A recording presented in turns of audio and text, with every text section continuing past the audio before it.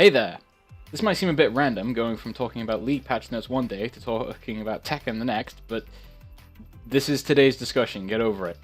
So, I've got Kazumi here. Kazumi's a pretty cool character. And I'm going to show one thing now which I haven't seen basically anyone talk about when it comes to like advice on this character on YouTube. I'm not going to provide much here, just like a single combo and the Okizeme situations it leads to. It's not like optimal damage by any means, but it leads to good Okizeme, except against the wall. Actually, kind of. I'll explain later. Anyway, so here's what the combo looks like.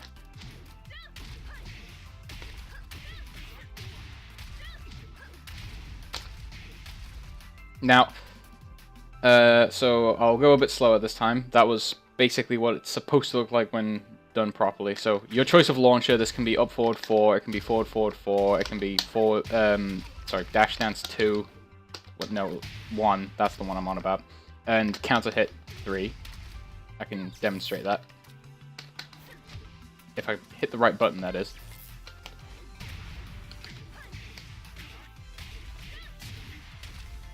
Okay, whatever. I fumbled the ender, but you get the idea. It would have worked. Now, obviously, doing 4-2 as the ender is slightly more damage, but it's very hard to get consistently. So instead, pardon me, one thing I found you can do is instead end with 3. And what this does is it puts your opponent on the floor, head down, face down, head towards, which is a very good situation to be in for Okizeme, because your opponent's get-up options are all launch punishable on block, or at least the low ones are, which is very handy, and they can't do a handspring to get up. So the only option they have that avoids a guaranteed down 2 is to quick get up, which is just hold up, which is the fastest option possible. And even then, chances are they have to then block low. And sure, they could low parry you, but they have to know that you're going for exactly this, and you might not. You might make a mind game out of it. So why not do this combo? And the answer is because it doesn't do a huge amount of damage by itself. If I can do it, that is.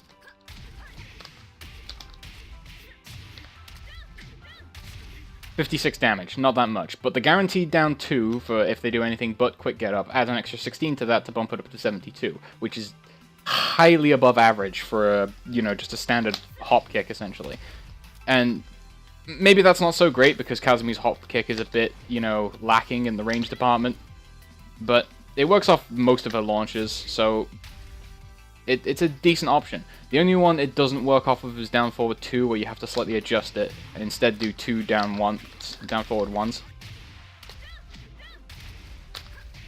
But otherwise it works more or less the same. So yeah, that's pretty cool. Just to demonstrate, let's. This is what happens when they stand up.